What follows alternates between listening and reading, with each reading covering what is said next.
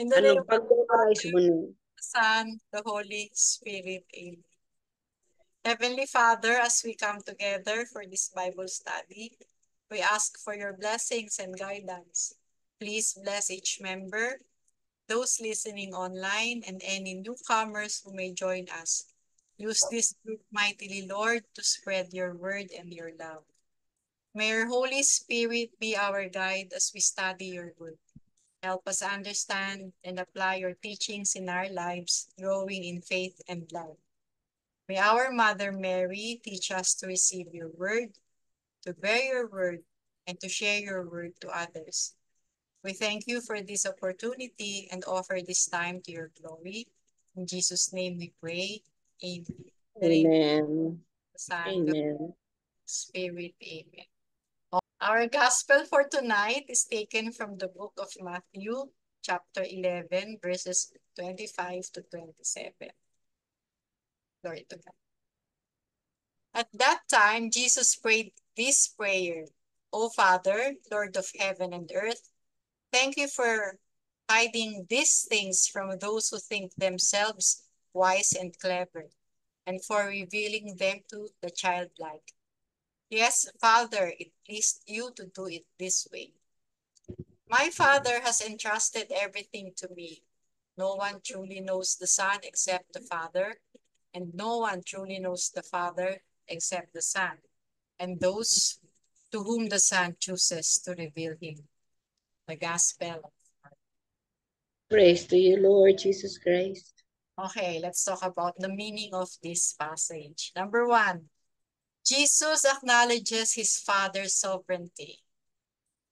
Inumpisahan po ni Jesus ang kanyang panalangin sa pagtawag sa Diyos na Ama.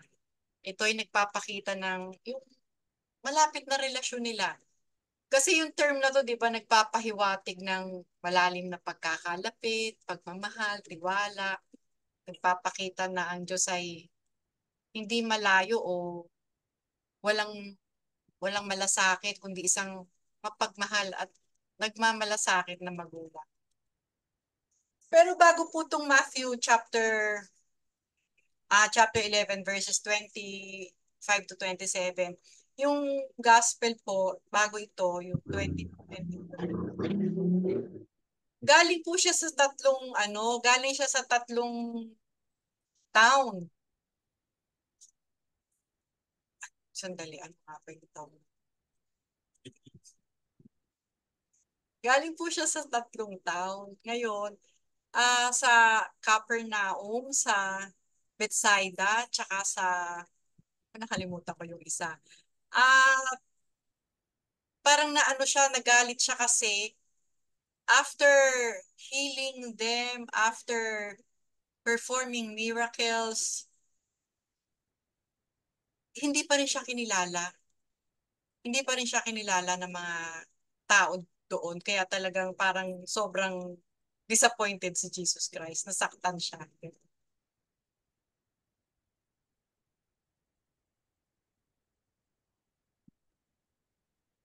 Number two, hidden from the wise and revealed to infants. Diba yun ang sinabi? Tinago daw yung meaning sa mga matatalino. Pinuri niya ang ama sa pagtatago ng mga certain things. Mamaya alamin natin ano ba itong things na to. Certain things from the wise and intelligent while revealing them to infants. Yung wise and intelligent na sinasabi dito, tinutukoy dito yung mga people in authority, in power, such as the scribes, the Pharisees, and the Sadducees. Sa kabila ng kaalaman nila, diba, they failed to recognize John as the messianic forerunner and Jesus as the Messiah. Ang dami nilang alam sa salita ng Diyos, pinag-aralan nila, pero hindi nila ina-acknowledge si Jesus Christ bilang Messiah. Kailangan ng humility and openness. Essential to for understanding God's truth. Kaya in-identify ni Jesus to sa dalawa. Una, yung mga tinuturing niya matalino at may pangunawa sa mundong to. Ito yung may tendency na, kasi matatalino may tendency na pahalagahan yung sarili nilang pag-iisip. Kasama yung sa pagiging matalino, yung tukso, bigyan katwiran, yung anong bagay na hindi nila magustuhan o hindi pa po sa isang tao. Parang ano to this is not fundamentally different than the way a person with great wealth can fool themselves into thinking they need nothing and no one else, not even God. Diba yung, parang parang may nabasa ako tungkol sa Hollywood. Karamihan pala dyan, walang kinikilalang Diyos, mga atheists. Imagine yung fame nila, yung pera nila. Para bang, who needs God? Self-made ako, I'm famous, I'm rich, I'm a good actor or actress. Parang, alam niyo yun, wala silang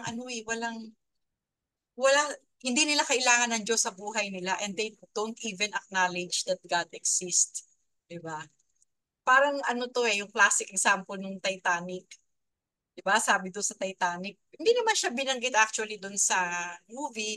Parang famous quote lang siya na not even God himself could sink this ship. Alam naman natin kung ano nangyari sa Titanic, diba? Si Jesus kasi, yung mga tao, yung mga self-labeled wise men, ang ine-expect nilang Messiah, yung katulad ni Judas, political Messiah. Kaya sila na mga experts sa Word of God na sinasabi, they decided Jesus cannot be the Messiah. Hindi yun ang standard nila sa isang Messiah. Kaya hindi nila tinanggap si Jesus. Second, itong statement na to, sinasabi rito na itinago ng Diyos ang mga meaning sa mga taong mayayabang. He helps them to not understand what they choose not to understand. Parang si Pharaoh sa Exodus, diba? Sa Ten Commandments, alam natin lahat yung istorya niya. Inalaw ni Lord yung stubbornness ng Pharaoh. Yung Pharaoh, he repeatedly rejected God's commands kahit nagpadala na siya ng mga undeniable signs, yung mga salot, di ba? 10 yata yung salot na yun. Hindi, ang tigas ng puso ng Pharaoh, di ba? Anong purpose ni Lord? Tsaka anong lesson ang nakuha natin kay Pharaoh? Si God, He wanted to demonstrate His power and sovereignty over Egypt gods and rulers. Ito mga salot na pinadala niya sa Egypto. It served as both judgment and a revelation of God's identity to the Egyptians and the Israelites. Yung resistance ni Pharaoh, inalaw ni God yan para si God ma-showcase niya yung authority niya at i-deliver ang Israelites dramatically. Remember, parting of the Red Sea. Diba? Kaya kung isa-summarize natin to, yung Pharaoh's heart was hardened. Result yun ng sarili niyang desisyon yun yung tigas ng puso niya, desisyon niya yun Pero ginamit ni Lord yung sitwasyon na yun para ma-reveal yung supremacy and fulfill His purposes. Sabi nga, nabasa ko, it's a complex interplay of human choice and divine sovereignty, illustrating how God works even through our stubbornness. Kahit sa katigasan ng ulo natin, dinidisplay pa rin ni Lord ang pagmamahal niya, ang power niya, ang authority. Number 3, Father and Son relationship. In-emphasize ni Jesus dito na lahat ng bagay, it have been handed over to Him by His Father. Ni-reveal niya yung unique relationship between Father and Son na sabi nga sa Gospel, di ba, only the Father fully knows the Son and vice versa. Yung revelation ng Panginoon, ng Diyos Ama, para maintindihan natin yung identity at mission ni Jesus Christ. Kaya dito sa gospel na to, pinakita sa atin ang importansya ng humility, childlike, openness, and recognizing God's authority. Sabi nga kung i-approach natin si Lord ng With a child's heart, i-reveal niya sa atin ang sarili niya, ang kalooban niya. Okay, so hapyawan po natin kung anong meaning ng humility. Humility is recognizing our limitations, weaknesses, and dependence on God. Number 1, trust and surrender. Pero alam niyo ba na ang humility ang firm foundation ng Catholic spirituality natin? Sabi nga ng maraming tao, sabi nga ng maraming tao ang gustong maging hari. Pero ang hari ng mga hari, naging tao para sa katubusan ng mga kasalanan natin. Pero may kwento pala ako. Sa isang maliit na baryo daw, sa pagitan ng mga puno, nakatira yung matandang karpintero na si Tomas. Kilala siya sa magaganda niyang likhang kamay, mga ukit niya, at sa kaputihan niya, kaputing puso. Isang araw daw, nagpunta yung mayor kay Tomas. Sabi, gumawa ka ng isang marangyang upuan para sa munisipyo. At tinanggap ito ni Tomas ng may pasasalamat. Sinimulan na ni Tomas ang kanyang trabaho, maingat siyang pumili ng yung pinakamagandang kahoy at talagang nagsikap siya. Tinrabaho niya ng gusto. Habang siya ay nagdasal siya. Humingi siya ng gabay at lakas mula sa Diyos. Alam niyo yun, kahit na skilled si Tomas, alam niya na kung wala ang tulong ng Diyos, hindi magiging perpekto ang kanyang gawa. Kaya nung matapos yung upuan, napakaganda nito. Namanghain ng tao, natuwa si Mayor. Siguro binigyan siya focus. Pero si Tomas, banayad lang yung ngiti niya. Sabi niya, simpleng karpintero lang ako. At ang upuang ito ay regalo mula sa Diyos na gumagabay sa aking mga kamay at nagpapala sa aking gawain. Alam niyo yun, in-acknowledge niya kung saan nagmula ang kanyang kahusayan. Diba, parang ma-inspire ka na bilang tao na kilalanin mo yung skilled ka, may talent ka, pero dapat alam mo kung saan nanggaling itong mga talento na to. Galing ito sa Panginoon. Kumbaga, alam natin kilalanin natin yung sarili nating limitasyon at umasa tayo sa gabay ng Diyos. Sabi nga, true humility acknowledge our fallen nature and our need for God's guidance and salvation. Siguro isang pinakamagandang example nitong trust and surrender, the sacrifice of Isaac. Alam natin lahat ang istorya ni Isaac, di ba? Na i-offer siya ng tatay niya. Pagkatapos may dumating na ram para kapalit bilang offering. Sabi ni Lord, wag mong galawin ng bata. So, para sa akin, personally, mas nabigyang din ko dito yung yung faith at yung tiwala ni Isaac sa tatay niya kay Abraham. Imagine 3 days silang nag-travel from Beersheba to Mount Moriah. The place of sacrifice yun Mount Moriah. Siguro nagtatanong si Isaac, nasaan ang iaalay? Siguro napakalaking palaisipan kay Isaac yun. Actually, itong topic po na to, naging topic po ng debate ito yung age ni Isaac. Sabi ng mga Jew, according to Jewish tradition, Isaac was 37 years old daw. Sabi naman ng iba, 12 years old or younger. Sa atin, di na mahalaga kung ano talaga yung edad niya. Pero yun nga po, para sa akin ang pinaka-highlight ng story, yung unwavering faith ni Isaac at yung trust niya sa tatay. Okay, number 2. Fear of the Lord. Proverbs chapter 22 verse 4 says, humility, they define humility as the fear of the Lord. It involves trusting God, following His will, and recognizing His power. Naaman, sa 2 Kings to chapter 5 verses 1 to 19, isa siyang powerful commander sa Syrian army na nagkaroon siya ng ketong. So, hindi niya alam sa kabila ng status niya, sa kabila ng yaman niya, desperado siya na bumalik kasi alam niyo naman, nung panahon na yun, walang gamotang ketong at talaga magiging outcast ka. Meron siyang isang servant na young Israelite na ba- babae na captured nila nung araw during the raid. Nagsisilbi to sa household niya.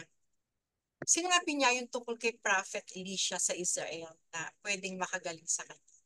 So, ang ginawa nitong soldier, sinama, ang ginawa niya, nag-travel siya sa Israel. Dala-dala niya yung mga gifts and letters from his king para sa hari ng Israel. Nagpadala siya ng sulat at sinabi niya, nagpadala sa Elisha ng sulat kay Naaman at instructing him to dip 7 times sa Jordan River.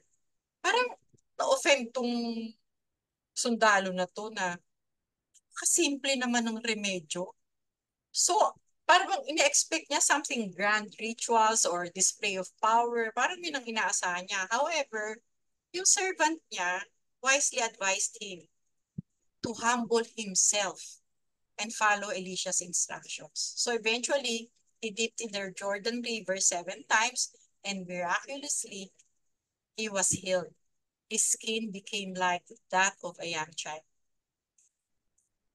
In essence, humility is an intentional practice that recognizes our imperfections, cultivates gratitude, and fosters empathy. God's ways are not always grand or logical. Naalala ko, si husband kasi, ano siya licensed scuba diver. During that time na nagda-dive siya, yung kumpare namin, dive instructor siya. So kahit wala akong training sa swimming pool para pumunta sa dagat at mag-dive, inalaw nila ako kasi katwiran ni kumpare, dive instructor naman siya, inalalayan nila ako. So parang 10 or 15 meters deep, nasa ilalim ako. Alam nyo, ang ginawa ko nung nandun ako, nung nakita ko na yung iba't ibang isda, iba't ibang corals, during that time, I was praising God. I was worshiping Him. I was thanking Him na, Lord, napaka-marvelous ng creation mo. Napakaganda, napakagaling mo. Puro ganun, nagtangs ako, sa isip ko kasi may nakasalpak na oxygen. Kaya lang, after nun, kinalabit na nila ako, pinaakyat na ako. Kasi na-notice nila na ang lakas kong kumain ng oxygen. Siguro kasi may kasama ng nervyos or whatever. Kasi nga, first time ko yun. So, ano ang nakaka-please talaga sa Panginoon? What pleases the Father? It's not about human intellect or credentials. Hindi yung talino natin o credential natin na tayo is CEO, tayo e ganito, tayo e ganoon. Ang nakaka-please sa kanya yung humility, yung openness, and childlike faith. So, I want to end my short talk with a question to ponder.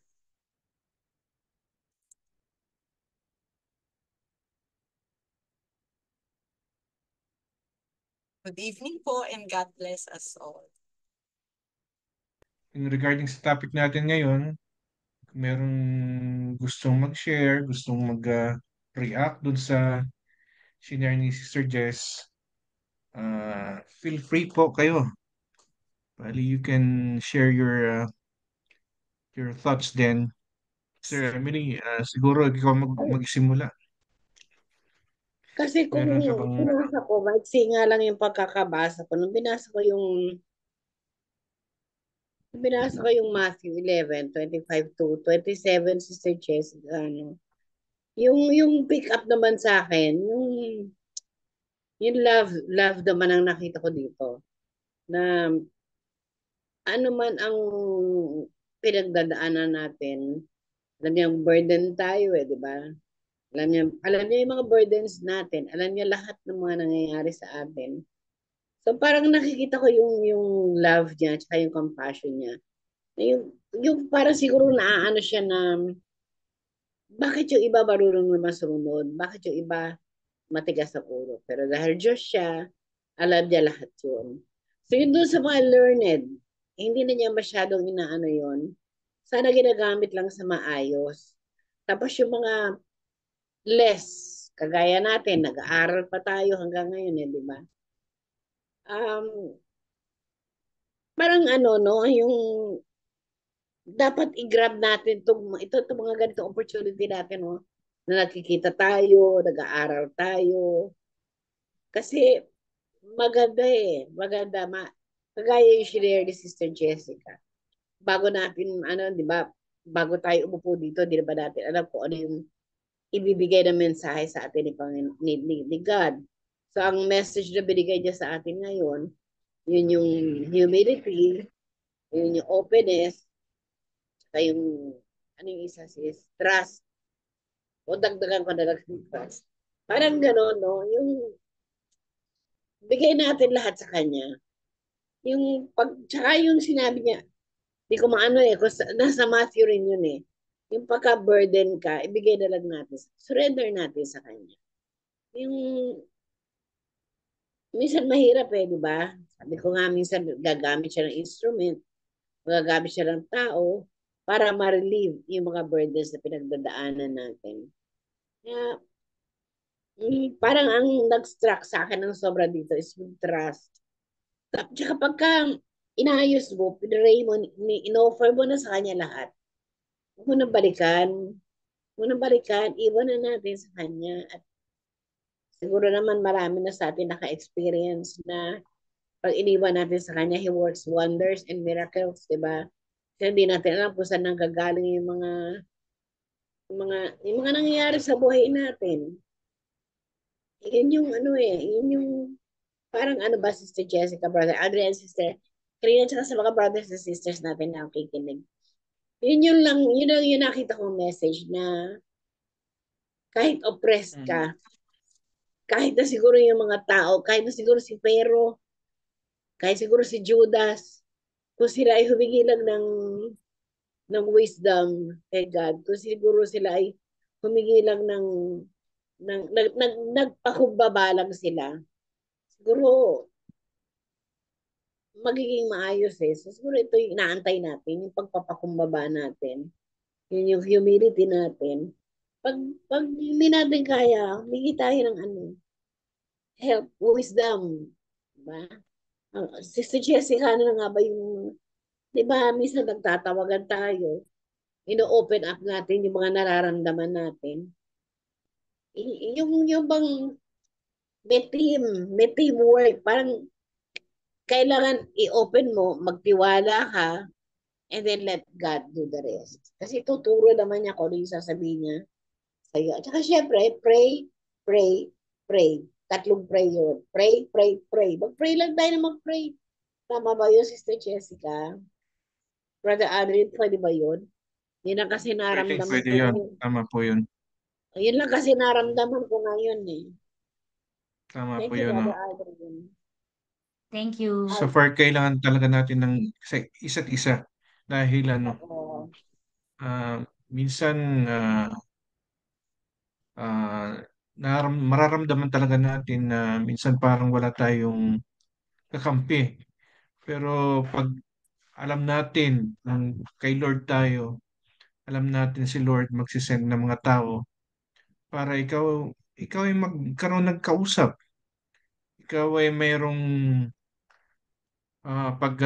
sasabihan ng iyong mga problema.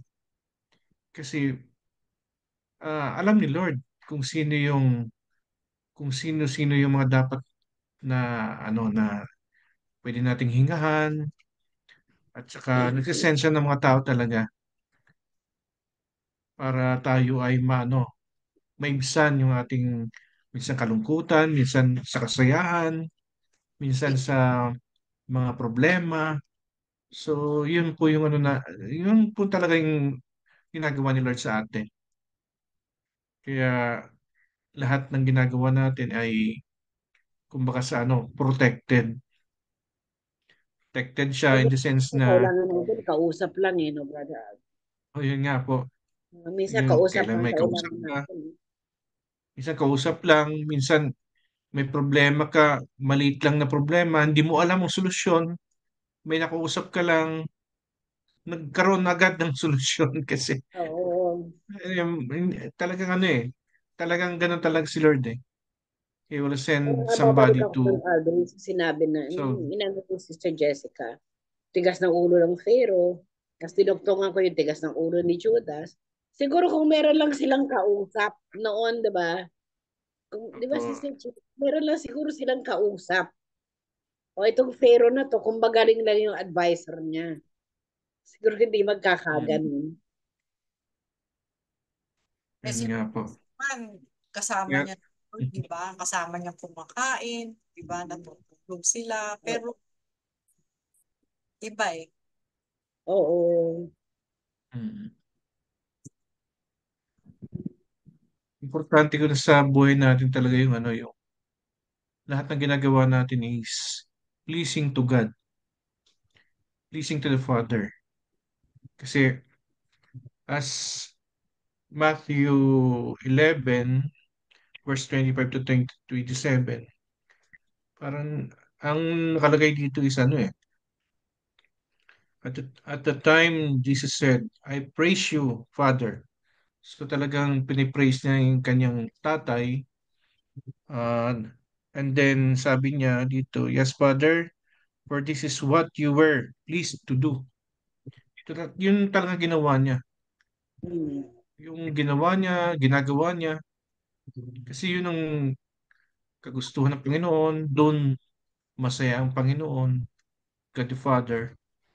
So kahit tayo sa buhay natin, yung gusto natin yung ating mga anak, gusto natin na yung kagustuhan natin ang gawin nila. Kaya lang minsan, sa realidad, minsan dinadapuan din ng ano ng Diablo eh. Kasi kung kahit anong advice natin na masunod tayo, gawin nyo ito para maging matuwid ang ano ang buhay nyo. Tapos minsan sasabihin natin na napagdaanan ko na yan eh, kaya alam ko yan eh.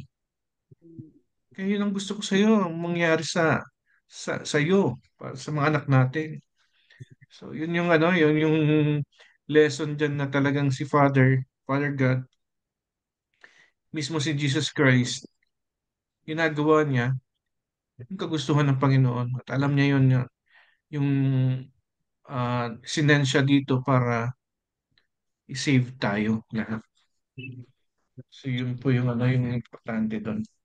And then we have to praise God always, surrender, yung tipong anong tawag doon, yun nga tama nga si Sir Jess na kailangan ano matakot tayo sa Diyos eh. Kasi yung iba wala talagang takot na sa Diyos eh. Parang parang ang life nila is parang wala naman eh. Diba sasabihin nila, parang wala namang Diyos eh. Kahit Lalo, ano ka, mag-pray ka eh. Wala naman nangyari sa buhay natin. lalo na yung mga may pera o famous or yung nagkakaroon sila na ay, ewan ko nung napanood nyo nabasa nyo sa Facebook yung graduate na estudyante. Ang sabi niya, pinagsikapan ko to para I can do all things through me, who strengthens me. Ah, Lahat oo. pa Oo, nakita. yun. Oh, grabe naman Nabasa ko yun. po yun. Sabi Diba? ko, Parang, okay to ah. oo, wala. Nakakakilabot nung binabasa ko yung kinikilabutan ako kasi sabi ko, Diyos ko, saan pa Oo. itong mga kabataan na ganito ang pananaw sa buhay? Saan patungo ito? Double time, triple Hmm, time talaga ang kalaban. Sobrang Talaga, tama po. kayabangan no? Mayabang kayabangan yun eh. grabe, nakakakilabot sa totoo lang. Meron akong napanood din na video eh. Amerikano, sabi niya, ano, do you believe in Jesus Christ? Lahat ng ini-interview niya. No. Do Do you believe in Jesus? What? Yung mga ganon, talagang ang dami, iba't iba. Mm. Ano, gaganyan pa. Parang nakakatakot, sa totoo lang, nakakatakot. Parang, spiritual pride ba to on my part na, "Oh, Diyos ko, buti na lang, kilala kita. Diyos ko, buti na lang." Alam mo yun, parang, saan patungo? Saan patungo ang mga tao to? Saan patungo ang mga Yung ano nga, yung Sister Jess, yung ano, no, yung social media medyo ano to parang ano to medyo nakaka-alarm sa mga bata. Sa mga, maganda Oo. siyang gamitin ng social media. Pero, mayroong ano hindi talaga maganda yung ano, yung mga pinapakita, yung mga, Alam mo bro, tama. lalong-lalo na yung mga bata. Oo. Dalawa kasi ang ginagawa ng social media sa atin. Doon tayo sa maganda. Ang nakita ko isang maganda, ang daming nako-convert sa Catholicism dahil ngayon may access na ang mga kaparian, ang mga lay people to explain what our faith is all about. 'Di ba? Ang daming Oo, tama, oo. Oo, ginagamit ang social media para maliwanagan ng mga tao na to na ang kinakaaniban mong iglesia ni Kulapu, ni ganyan. Kumbaga, kulto yan. Mm. Naiintindihan nila kung bakit. On the other hand, meron namang, yun nga, yung mga devil, parang lalo na yung mga kabataan na medyo hilaw ang isipan, lalo na sa pangaral o sa salita ng Diyos, maririnig nila yung, I can do all things through me who strengthens me. Para, oh, cool, that's cool. Oo nga, no, anong kinalaman ng Diyos dito? Ako nagsunog ng kilay, ako nag-aral. Di naman si Lord. Mm. Diba? Yun yung laging may may positive and negative na advantage and disadvantage. Laging may ganun. Parang yung mga, Kung alam pala yung maganda. Kasi hindi rin maganda yung ano ng media pag minsan eh. Papariwara ang mga tao. oh, So, minsan kasi pag sinalungat mo, pag nag-comment ka, lalo ka ngayon, ano, lalo ka naman pagtutug, lalo na pag maraming ano, kakampi. Pagtutulong-tulungan ka nila.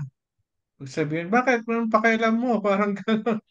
So, ang hirap, no? Kung gusto mo maging ano, maging kaparty nila para sabihin sa kanila na mali ito yung ginagawa natin, mali yung ginagawa nyo. Kasi pag sinabi mong mali yung ginagawa nyo, bakit kayo tama? Kayo ba ang tama? So, ang hirap. Ang hirap. Kaya napakalaki talaga ng ano ngayon ng obligasyon ng mga magulang na talagang silipin ng mga anak kung ano nang ginagawa. ano Kasi yan eh, pag ang nangyayari po, yung iba nagkukulong sa kwarto. Wala na. Tapos ngayon yung mga magulang, pagka-uwi, tulog na agad. Hindi man lang kumustahin ng mga anak. Tapos, pagka umaga, hindi Tulog pa, sila lahat. tulog pa silang lahat, aalis ka na. So, yun talaga yung dapat, ano mabigyan ng pansin. Kasi talagang, ang, paano na, lumalala na yung, ano, yung mga depression sa mga bata. pag pinagsabihan daw, nagsusuicide. Di ba? Totoo po. Kaya, gustuhin man natin makatulong sa iba, wala tayong, para bang hindi tayo nasa authority. Kasi parang gusto nila, may makikita silang parang, ah, ano, nasa authority ka, mas mataas ka sa kanila para makinig siya sa inyo. Pero pag alam nila na kalibel ka lang, na pinagsabihan mo sila, babastusin ka talaga. Kahit sabihin natin na kay Lord ka na, alam natin na kay Lord na tayo, alam natin na bago na tayo, gusto natin maano din, mahikayat din yung iba na sumama sa atin, sumama kay Lord. Kasi Wala Brother eh. Alvin, Talagang ganun talagang parang yung buhay. nagpapaya naman, iisang Diyos lang naman ang pinaglilingkuran. Di ba? Actually, ang pinag-aawayan nila yung ano eh, yung mga rules, yung decrees, yung ano, hindi naman yung, alam Hmm. naman natin, alam din naman nila, at alam din naman natin na isang Diyos lang naman pinaglilingkuran natin. Kaya lang pinag-aawayan nila yung mga adhikain. Tama ba yun? Adhikain. Yung, Sister halimbawa, Emily, may napanood ako sa Facebook. Sabi nung pastor, alam niyo po ba na hindi tayo pareho ng Diyos?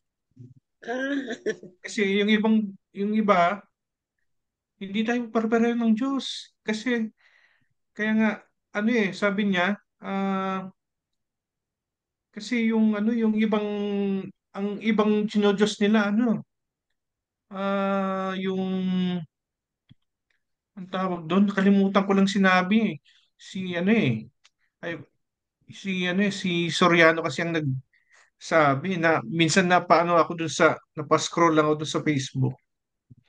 Medyo nag-ano ako sa kanya dahil sinabi niya doon, alam niyo bang hindi tayo pare-parehas ng Diyos? Kasi yung Diyos nila, iba, yung Diyos natin, alam natin ang Panginoon. mm-mm. Kasi ano yung pinagkaiba? Dahil yung nakalimutan ko lang, nakakainis na lang nakalimutan ko. Parang Makasagot yun na ang po. sinabi niya na mayroong kakaibahan. Yun po Nakalimutan ko lang yung mamaya, Yung i-recall ko. sinasabi si Nakalimutan ano, ko lang yung sinasabi si Brother yung Alvin. sinabi niya. Yun po kasing Ano iba, yung hindi naman sinasabi mo, Brother Alvin? yung pong ibang pananampalataya, hindi nyo masabing isang Diyos ang pinaniniwalaan natin dahil maraming kulto o sekta na ang pagkakakilala po nila sa Panginoon Kristo. Mismo nga pong bayan niya, ang Israel, mga Hudyo, hindi nila kinilalang Diyos ang Panginoong Kristo kundi tao lang. At yung pong ano pa to, yung ibang pananampalataya po sa kanila, yung sa atin po, yung pong consecrated na time na katawan at dugo, yun po ay talagang sa atin, dogma po natin yun na talagang yun po ay katawan at dugo. Sa kanila po parang Symbol. ano lang, symbol lang. Tapos po yung pong mga Muslim about naniniwala man sila kay Mama Mary, iba rin po yung ano nila yung sa Quran. Pero malaki po yung pag-ano nila sa mahal na ina, pagkilala po nila. Pastor. O isang mahabang pages nga po yung ano sa kanila. Tapos yung pong lalo na sa iglesia, mas kinikilala pa po nilang sugo si Manalo na anghel kaysa sa ating Panginoon Kristo na ano lang nila, pagkilala lang nila yung Propeta tao. lang daw. Propeta lang daw si Jesus Christ. Di ba, Oh, Brother kaya Alvin? po, kaya po marami pong ano nagkakagulo about sa pananampalataya po talagang. Ma-share ko lang Kaya po yung talagang, kanina. Umattend po ako kanina ng nag-serve po ako ng First Communion ng mga kabataan, mga bata. Ang ganda na sinabi ni Father ng aming pura paroko, sabi niya. Nung daw siya bata, nung First Communion niya, parang hindi pa siya parang takot daw siya sa pare at kasi parang minsan pinapaliwanag na yung masyadong binigyan niyang diin yung mga nasa loob ng mga simbahan, mga naglilingkod. Minisim pa nga niya yung mga katikista na masusungit, mga masyadong stricto.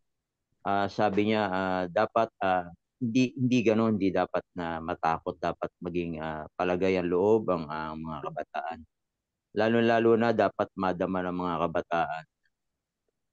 Kasi daw ng kabataan niya, tuwing magsisimba daw sila na nanay niya, nakikita niya lagi na nanay niya umiiyak. Papasok sila sa Blessed Sacrament, umiiyak. Pumasok daw sa isipan niya na na pagka talagang ano, na ang nanay niya, mother niya, pagka nasa loob ng simbahan o ano, talagang niluluhog lahat yung ano, yung kanyang mga panalangin na problema. Kaya sabi niya sa mga kabataan, kayo, pagka may mga problema kayo, anxiety, mga di maintindihan, maintindihan, laging bukas ang pangalawang tahanan niyo, ang ating simbahan, na dapat na pumunta lang kayo, umiyak lang kayo, maintindihan kayo ng Diyos kahit hindi na kayo magsalita kung ano man yung nadarama nyo. Kesa dapat na madama nyo na lagi kayong may kinakapitan, lagi kayong may kasama ang Panginoon Diyos. At binigyan din niya din po yung mga magulang na madalas na sinasabi po natin ngayon na iba na yung kabataan. Pero sa totoo lang, sa kung ating pong sa pag-aaral, nag-iba po yung takbo ng pamumuhay, dati ang magulang, ang ina, katutok lang sa mga anak. Pero sa hirap po ng buhay ngayon at talagang pati po ang ina, kailangan na rin pong kumayod para po mabuhay at matustusan ang nawawala po yung paggabay at patnubay, lalo na po yung sa mga kabataan. Sabi nga po ni Father, sabi niya, dapat tayo yung maging ehemplo, hikayatin natin yung ating mga anak. Tulad nga po na sinabi niyo kanina, Father, na dapat ang mga magulang balansyado, kasi pagka hindi balansyado ang buhay, puro pakita na lang ng pera, aanin mo yung pera kung ang magiging kapalit naman nun sige, matagumpay nga yung anak pero wala rin naman yung Panginoon Diyos. Sira rin, wala kang maiiwan. Mauubos at mauubos din. Parang sa atin po, sa atin, sa pamumuhay po natin minsan, ako, sa pamumuhay, iba yung buhay mo paglabas po ng tahanan, iba yung buhay mo pag sa trabaho, iba yung buhay mo sa simbahan. Parang nag-iiba-ibang katauhan ka. Dapat, kung ano yung pagkatao mo, dapat yun, isa lang yun, sa trabaho, sa bahay, sa simbahan. Handa kang husgahan, handa kang tumanggap kung ano man yung ipula sa'yo, na sabi nga, na lagi ang punot dulo po nito yung kababaan ng loob, kababaan ng loob, kababaan ng loob. Na kung tutusin po natin, talaga napakahirap dahil napakaraming tao na mapanghusga sa panlabas na kaanyuan. Pero sabi nga po, bakit po tayo papaapekto sa mga ganong klase ng tao?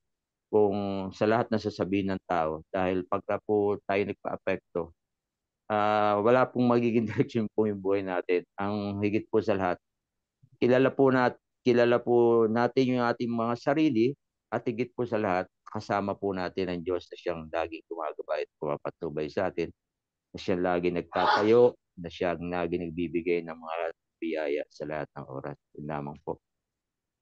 Amen. Amen. Thank you. Thank you, Brother Alvin. Kung talagang Yun, totoo nagpala yun. tayo sa sharing ni Brother Alvin. Oo. Oo nga, totoo nga yun. Lang yung ano, Dear diba Emily. sa time na matagal na to decades ago, sobrang down ako. May nag-advise sa akin na pumunta ka sa Adoration Chapel. Sabi nga, di ba, walang coincidence sa Panginoon. Sabi nga ni Bo Sanchez, di ba, pati pagkabali ng takong, nakaano yan, nakalatag yan. Pumupunta ako sa Adoration Chapel, iba't ibang araw, iba't ibang oras, lagi akong nag-iisa. So, kumakanta ako, umiiyak ako, nagagalit ako kay Lord, tinatanong ko siya. Lahat yun nagaganap, lahat yun sa Adoration Chapel ng nag-iisa. Parang doon ko, doon ko naramdaman na wala akong kakampi, siya lang talaga. Doon ko naramdaman yun. Na kahit, sabi nga, you can use your anger as your prayer, but with reverence pa rin. Doon ko naranasan lahat yun. Kaya, iba, kahit totoo na ang Panginoon nagpapadala sa atin ng mga tao as instruments para ipadala ang biyaya niya, ang salita niya. Pero there's always a time that you need to be alone with God. Doon mo makikita yung kung sino siya, kung anong pagka-Diyos niya, kung gaano kanya kamahal.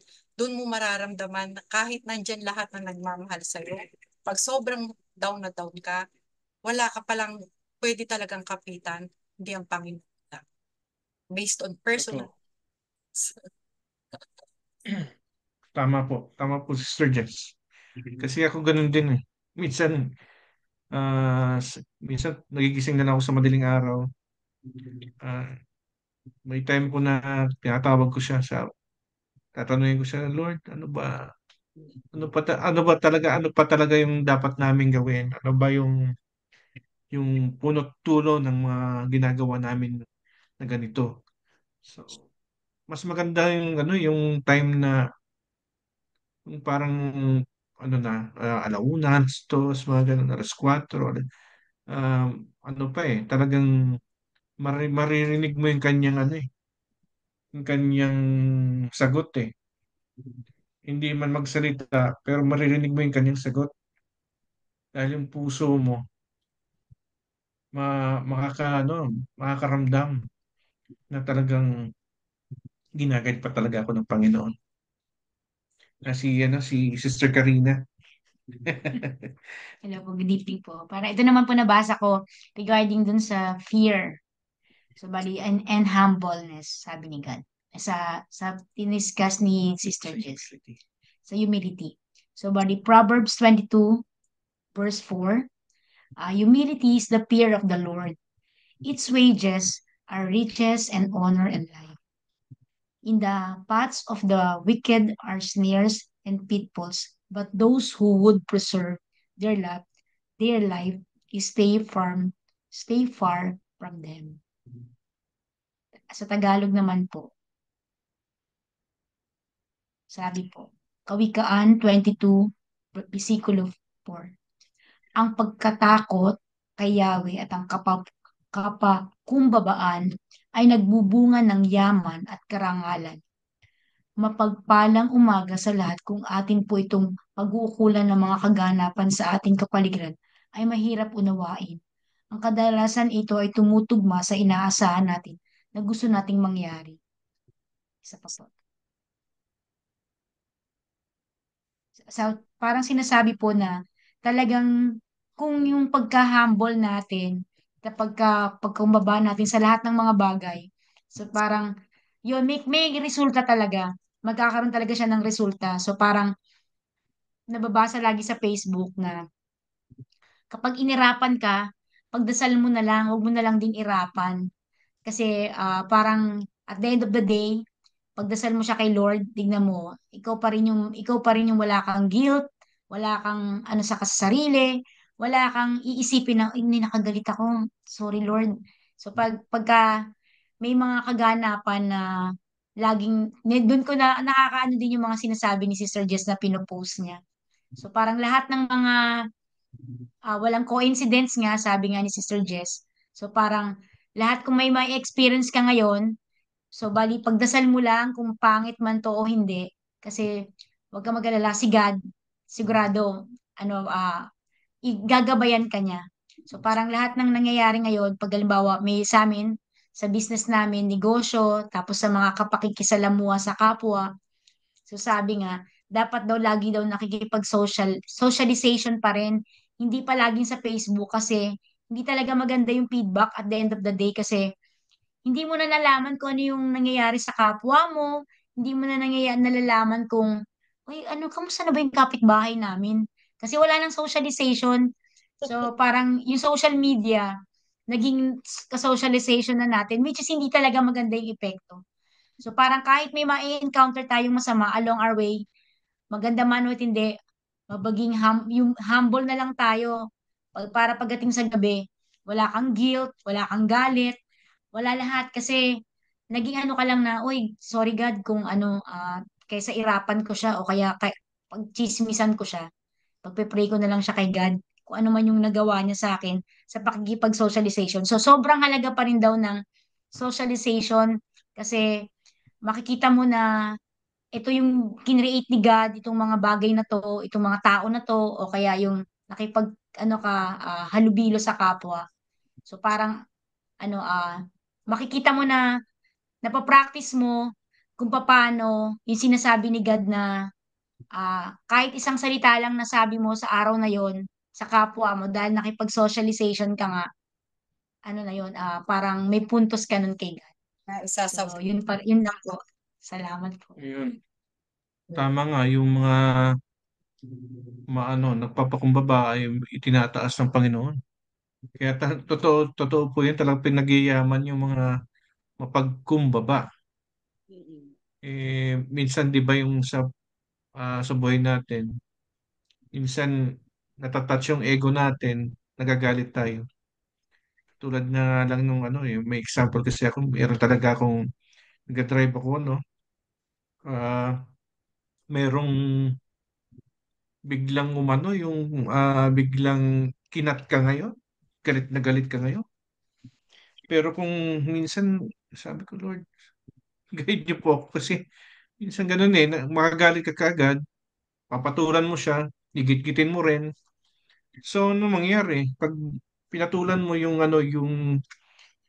insidente na yun, edi lalong mapapariwara kasi lalo pag nagkaroon kayo ng nagkabanggaan na, lalong mawo-worsen yung senaryo.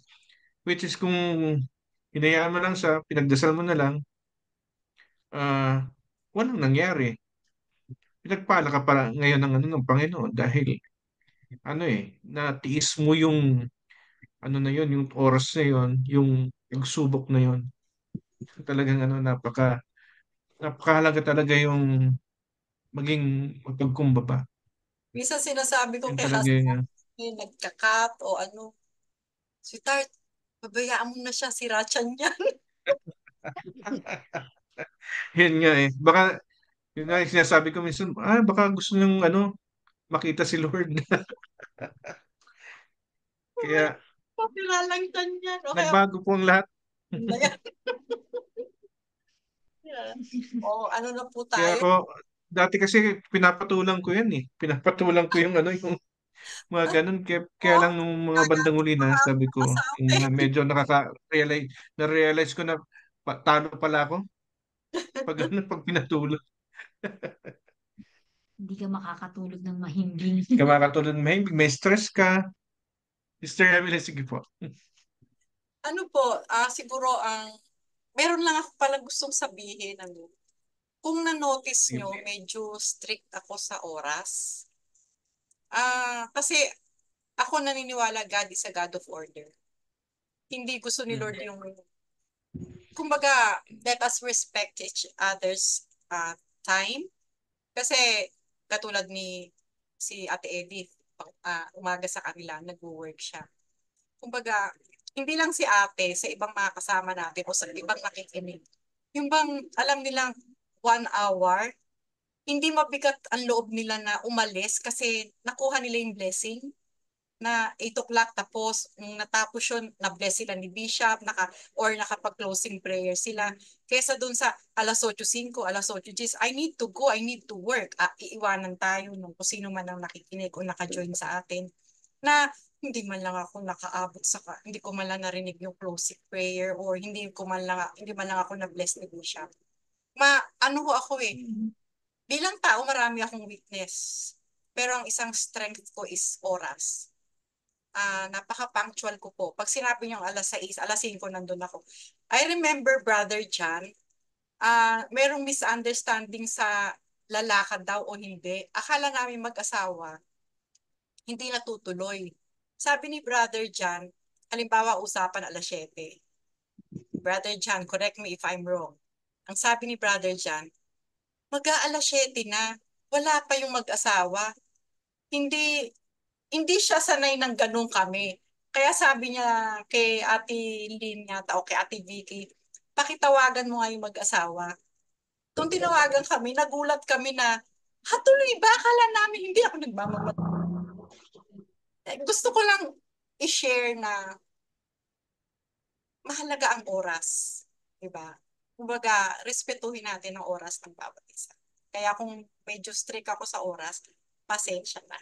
Yun lang po. Yan. Alam nyo bang yan din po yung topic ngayon dun ng priest dun sa wake. Sabi nung pare, maliit maikli lang po. Sabi niya rin napakahalaga ng oras. Yan po talaga eksaktong sinabi mo. Yan din po yung sinabi nung pare ngayon. Kasi po, naligaw sila ng ng pupuntahan. It should be Saint Peter Dasma. Napunta po sila sa Paliparan. So, very near lang naman yung area. Pero sabi ni Father, siguro, sabi nung namatay, dito talaga ako namatay, kaya dito ka muna. Pero po, supposedly, 5 p.m. po yung mass. So, naligaw po, nakarating po sila sa St. Peter Church ng 5:34. Alam mo, sabi no po nung pare, napakahalaga ng oras. Kasi, itong oras na to, talaga para nakalaan sa kanya. So, parang kailangan itinetreasure natin yung bawat oras, kahit pa yan malate, kahit pa yan mauna. So, sobrang halaga ng oras. Kaya ngayon, ibinibigay ko ang oras na ito para sa mga nawalan ng pamilya.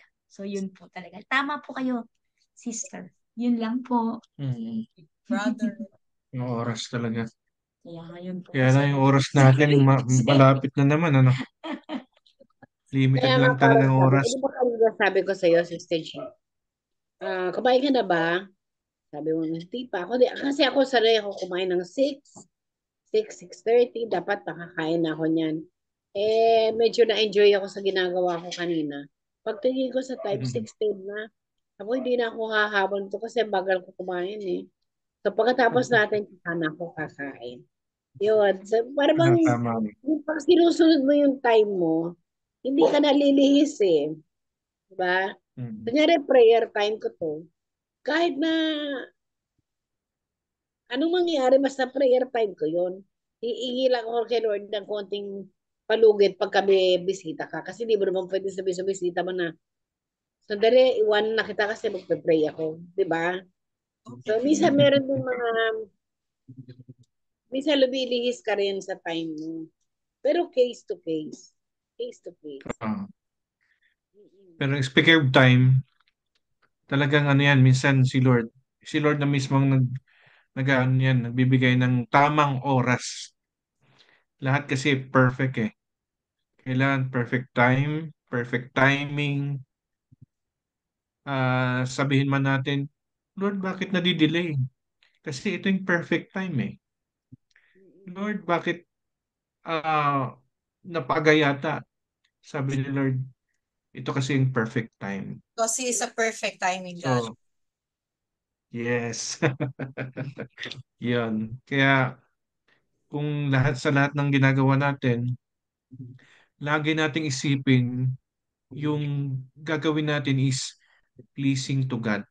Amen. Lagi natin kung may gagawin tayong nagdadalawang isip tayo, siguro, Lord, sana po this is pleasing to you. Kasi para naman to sa kapwa, para naman to sa mga tao, para naman to sa minamahal mong mga tagasunod sa inyo. Amen. So anyway, Okay. alas 8 na po. Grabe yung time talaga, no? Masaya, no? Kaya na po Maraming tayo. malaman yung Thank ating you po sa lahat. sharing. Oo nga po, napakaganda po ng ano natin, ng topic ngayon. Oo, maganda. Sige po, bali magdasal na po tayo. In the name of the Father, and of the Son, and of the Holy Spirit. Amen. Father God, thank you that we are a family in Christ. Thank you for this group. May we bestow Christ abounding goodness upon our families, friends, and colleagues.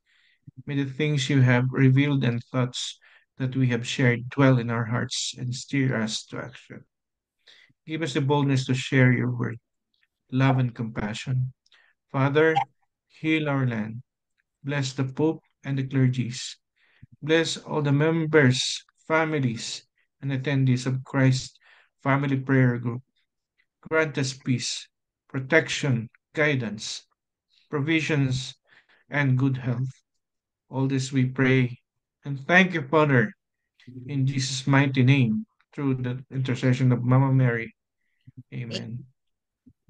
At sa lahat po ng mga may sakit na nasa bahay ngayon, nasa ospital, sa lahat po ng mga may problema, enlighten their mind, Lord.